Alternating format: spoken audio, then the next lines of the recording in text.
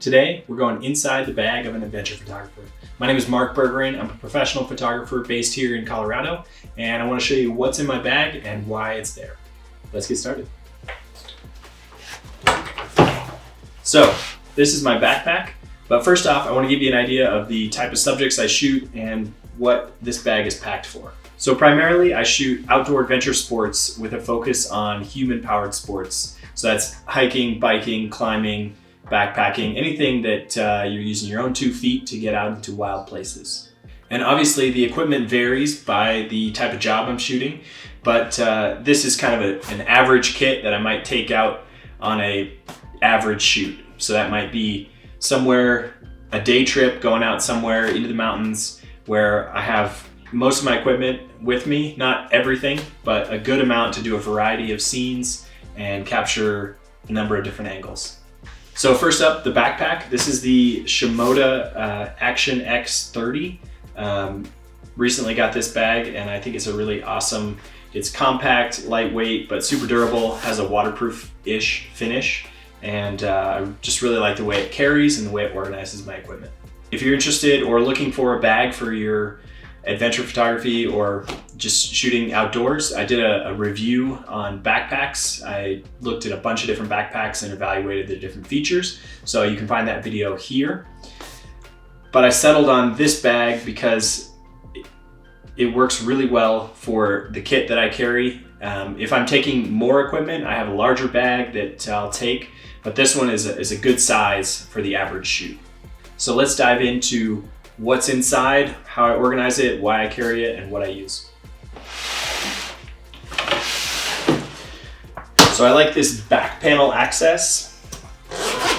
That way you can set your bag down in the mud or the snow and have access to your equipment all right here in a camera cube, but not have to worry about putting a backpack on after it's been in the snow or mud and getting all that stuff on your back. So it's nice to have this back opening style. I really like that type of bag. So I'm just gonna go ahead and pull out a bunch of my equipment, lay it out on the table, talk through what I use and why.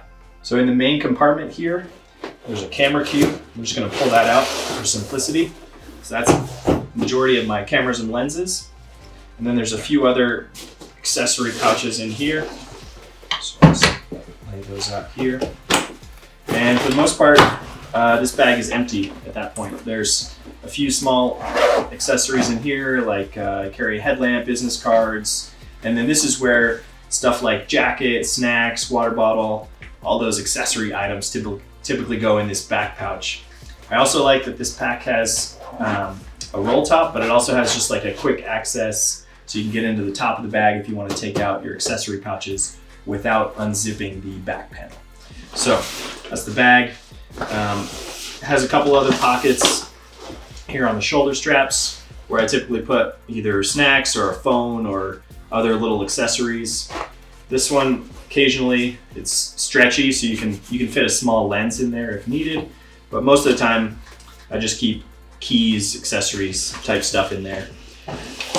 On the sides, there's you can unzip these compartments, pull out these water bottle pocket type compartments, which are great for either putting a tripod in here with a strap or putting some kind of accessory or even a water bottle in that pocket. There's one on each side. Yeah, so that's an overview of the backpack. So before I dive into all of the cameras and lenses, I want to mention a couple other things. This is like my lightweight, just kind of a hip pack or a shoulder bag. It will hold a camera and camera body with a lens attached and a lens inside this little camera cube here. And then you've got an accessory compartment here on the outside. So this is what I'll take if I want something small, just super lightweight if I'm going, say if I'm participating in the sport a little bit, if I'm going climbing or if I'm going mountain biking, I'll throw this on and just take a minimal amount of gear for short trips. If I'm going on a longer, bigger, maybe a multi-day type adventure, I've got this bag. This one's from F-Stop, and I'll link it below. But it allows for carrying more camera equipment and more outdoor gear. So I'll use this on either a multi-day trip or a trip where I have to carry like a bunch of climbing equipment, ropes, and I have more outdoor gear that requires a bigger bag because the camera gear usually fills up most of that bag and I just have a little bit of room for layers and snacks and stuff. But this allows me to carry my camera equipment and a bunch more outdoor gear. So when it comes to the camera cube inside the bag, that's where I have all my cameras and lenses. And I like this camera cube style because it also comes with a cover and you can quickly swap out camera cubes between backpacks, and it allows you to be just more versatile when traveling. So having this camera cube, you know, if I've got that bag and I'm taking it on an airplane, I can pop out the camera cube if they don't allow my bag to fit in the overhead compartment, or I can throw this in a rolly bag if I want to save weight on my back. It's just more flexible to have all your stuff in a camera cube. First up, let's talk through cameras. So we'll set this stuff aside. So first off, I always carry 2 cameras because it's always good to have a backup. If you only have 1 camera, odds are something's going to happen and you're going to have an issue, and then you won't have a backup. I think it's essential to have a backup, whether that's less expensive, just something to keep you covered in case your main camera gets flooded. I've had my water bladder explode in my backpack and it killed my camera, so having a backup was essential so I can continue with the shoot. My camera of choice is the Sony a7 III. I've just found that this camera is really lightweight, compact. They have awesome lenses that correspond. You know, the Sony G Master lenses are super high quality, and I've just loved all the features and flexibility that comes with the Sony system. So with that in mind, I have 2 Sony a7 III bodies. I used to work with the Sony a7R III, but for most of my use, I found that the file size was just too big and it was kind of clogging up my hard drives. That 24 megapixels on the Sony a7 III is awesome, and I also think it performs a little bit better in low light. So having that ability to shoot really high ISO night shots and shoot the stars, or just shoot in dim environments is really helpful. So those are the 2 camera bodies that I typically have in my cube here. The other camera I carry with me is the Mavic Pro, and I'll get into this in a little bit. We'll dive into that little kit. Next up, I want to talk through the lenses that I carry. So I'm just gonna throw those here on the table. So the 5 main lenses that I use, in probably order of most useful, is going to be the Sony 16-35 G Master, the Sony 70-200 f4. This is the Tokina 20mm f2. This is mainly for astrophotography. I might be switching to the Sony 20mm f1.8. I have yet to try that one, but this was the only 20mm low aperture autofocus lens available when I got it. So that's why I have this one. And then I'm shooting on the 55mm f1.8 from Sony.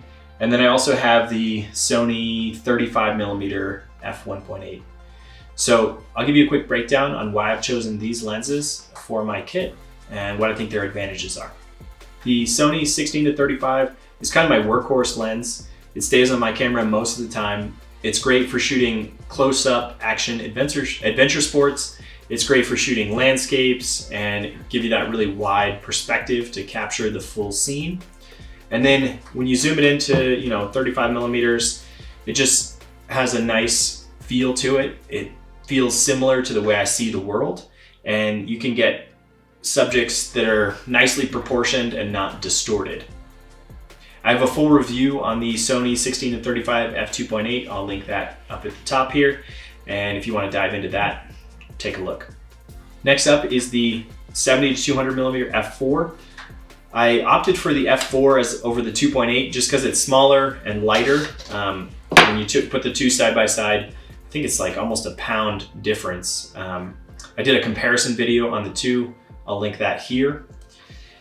But this is an awesome all-around lens, a great focal length for getting compression and getting, just compressing the landscape. If you've got a subject and some mountains in the background, it really just brings those two together.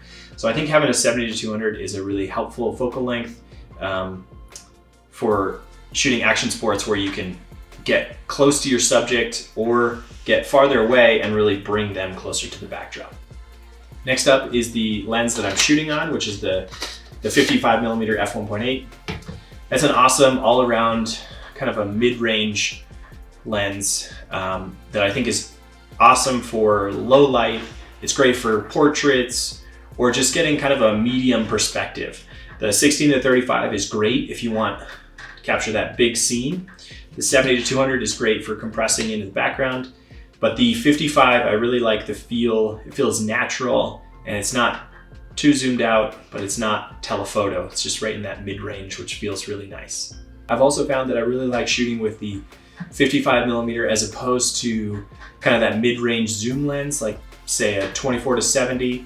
It just forces me to be a little bit more thoughtful with my composition and zoom with my feet more than just zooming with your zoom ring on your lens. I like the way it has a really low aperture, which allows you to get that depth of field and bring the focus into your subject. And I recommend that, I think it's great to have a zoom lens for those kind of, really wide or really telephoto. But for a mid-range lens, I think having a prime lens is really helpful.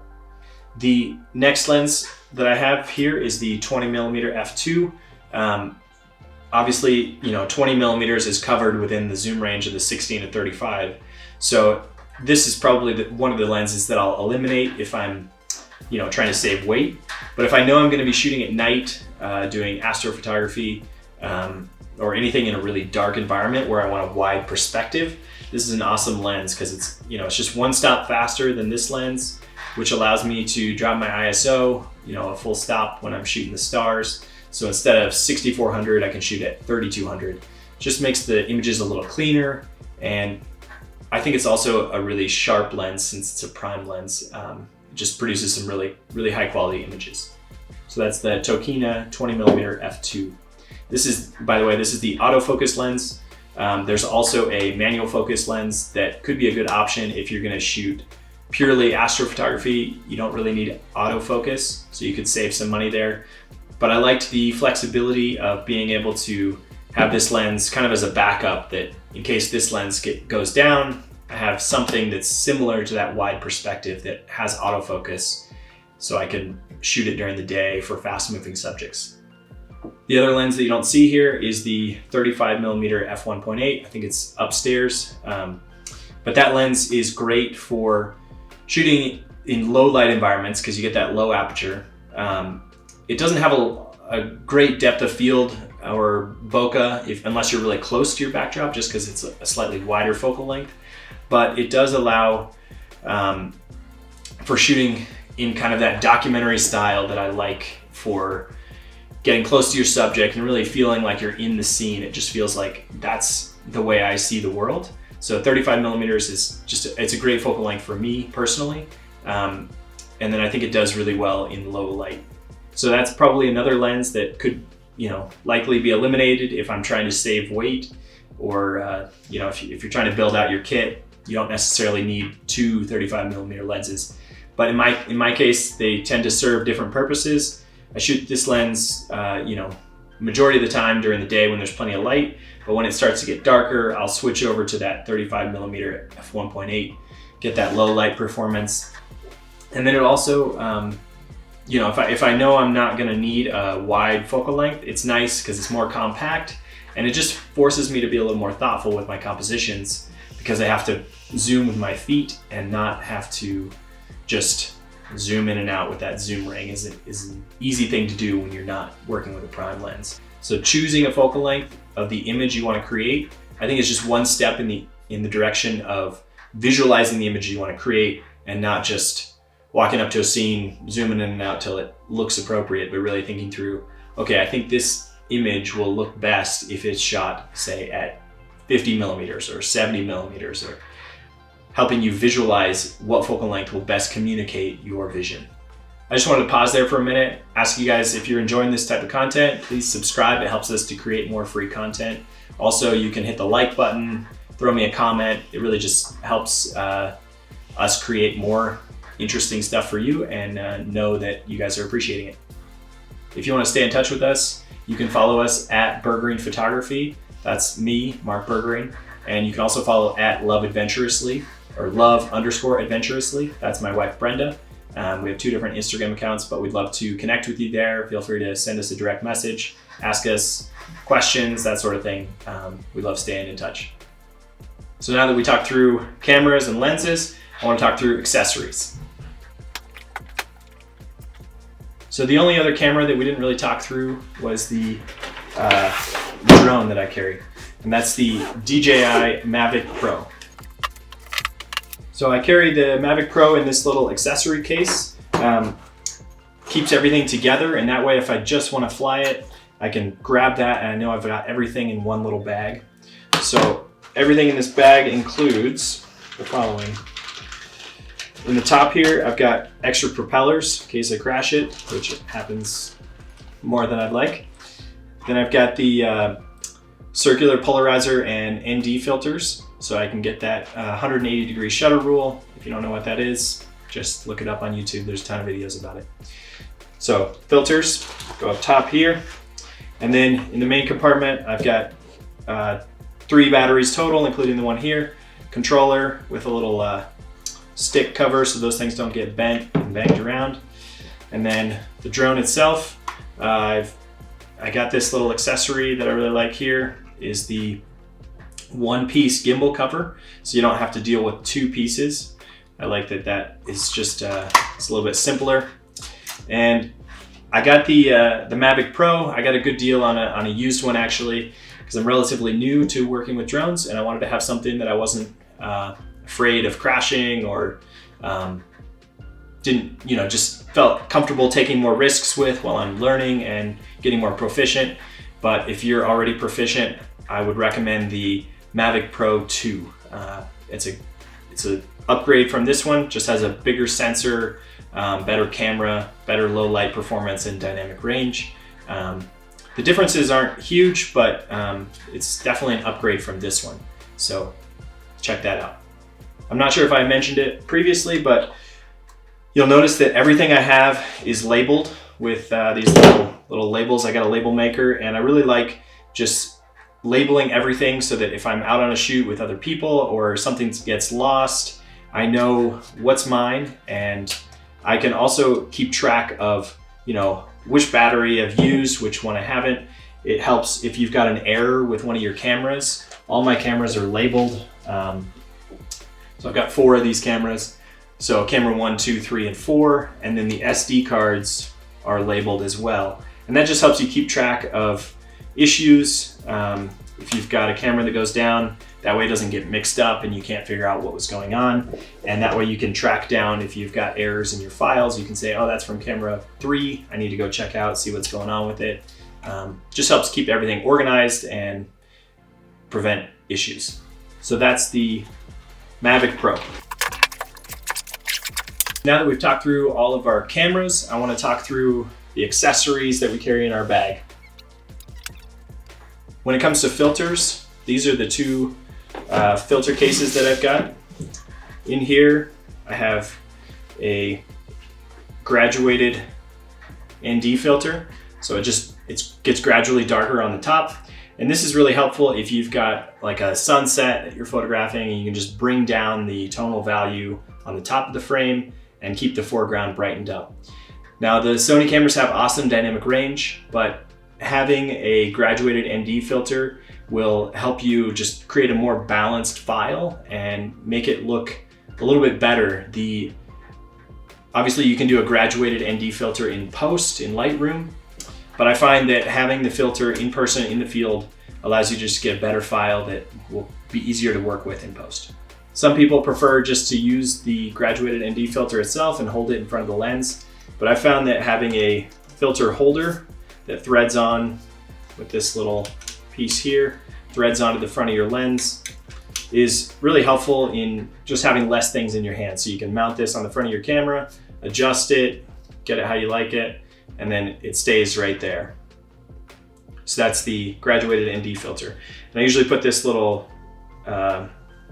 lens cloth in here just to keep it from getting scratched when it's inside the case. Next up, polarizing filters. I got a variety of sizes.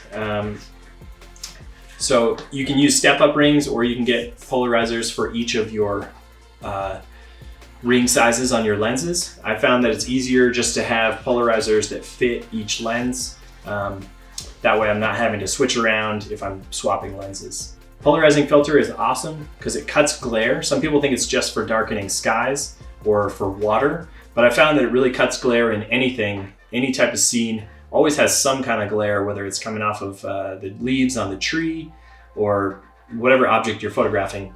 But this really helps to cut that glare, and I think it gives you a little bit more saturation in your images. Additionally, in this filter case, I've got a few variable neutral density filters.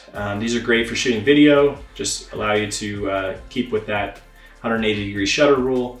And I have several of these for the sizes of our lenses. And I find that having everything organized in a little filter case like this is really helpful.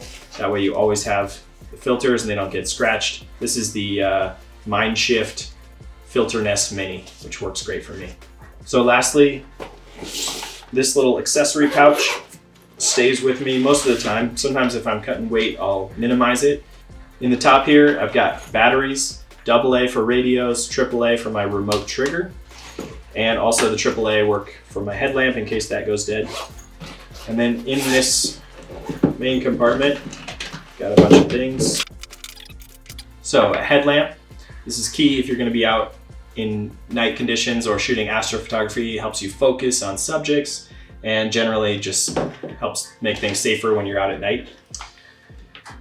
This is a remote trigger or intervalometer.